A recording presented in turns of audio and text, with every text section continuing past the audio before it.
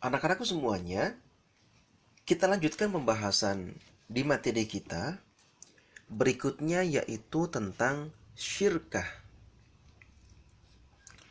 Syirkah ini secara bahasa itu sering diistilahi dengan perseroan. Artinya, mencampurkan dua bagian atau lebih sehingga tidak dapat lagi dibedakan antara satu dengan yang lainnya. Seperti halnya anak-anak mengambil air putih, kemudian dimasukkan ke dalam gelas, berikutnya ditambahin air panas dan dicampur, maka tidak bisa dibedakan antara panas dengan dinginnya secara visual. Nah, ini sebuah contoh yang mudah tentang syirkah. Adapun secara istilah adalah suatu akad yang dilakukan oleh dua pihak atau lebih yang bersepakat untuk melakukan suatu usaha dengan tujuan memperoleh keuntungan. Adapun rukun dan syarat syirkah, pertama, dua belah pihak yang berakad atau akidah ini. Yang kedua, objeknya atau ma'qud alaih jelas. Pekerjaannya atau modalnya jelas dan itu harus halal. Yang ketiga adalah akad atau sigoh, perjanjian yang harus diketahui di antara keduanya. Adapun macam-macam syirkah anak-anakku semuanya. Pertama ada syirkah inan. Adalah syirkah antara dua pihak atau lebih yang masing-masing memberi kontribusi kerja dan modal. Masing-masing memberikan pekerjaan dan modalnya. Ini adalah syirkah inan. Yang kedua, syirkah abdan adalah syirkah antara dua pihak atau lebih yang masing-masing hanya memberikan kontribusi kerja tanpa kontribusi modal. Berupa apa? Pikiran bisa, kemudian fisik bisa. Nah, syirkah abdan pun juga disebut dengan syirkah amal. Contoh, ada pekerjaan kontrak untuk membangun rumah. Ada yang mikir untuk konstruksinya. Ada yang mencoba di sini kita lihat misalkan ya memasang tegel. Ada yang mengaduk semen untuk cor dan lain sebagainya.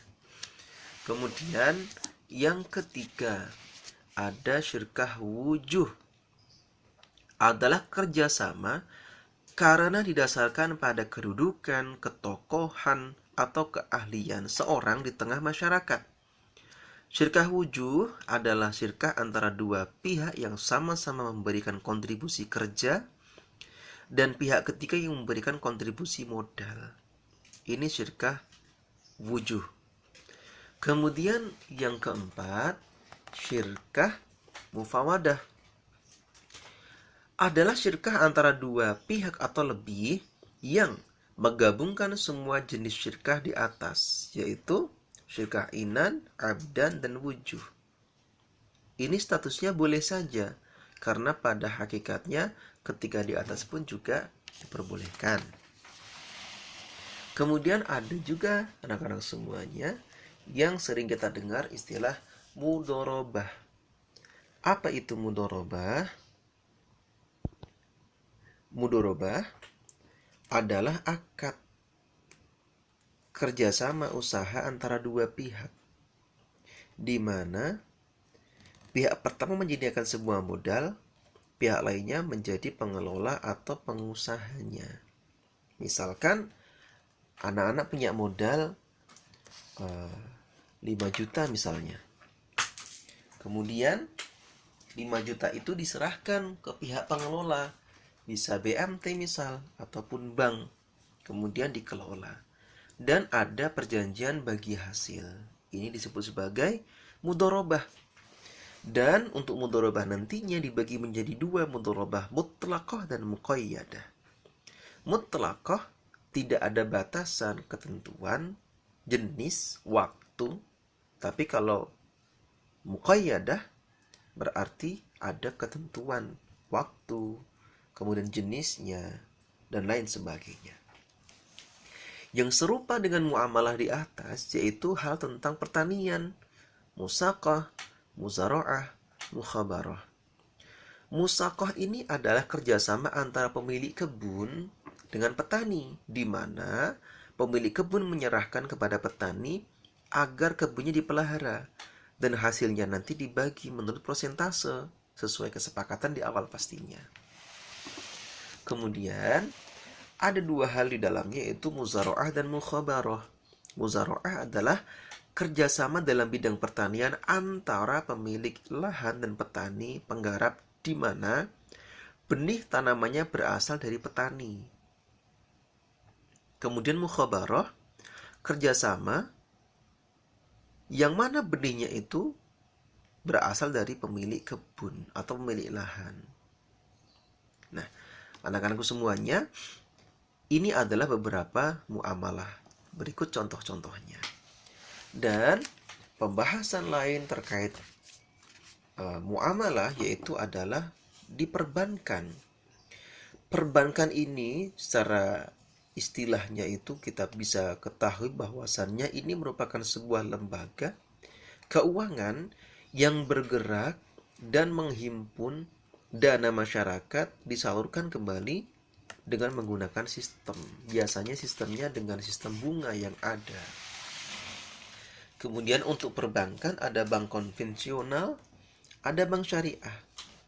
Bedanya apa? Kalau konvensional ini jelas-jelas menggunakan bunga. Dan bunga itu banyak yang menyebutkan bahwasanya ini adalah masuk kategori riba. Hati-hati. Kemudian untuk bank syariah serupa tapi tak sama.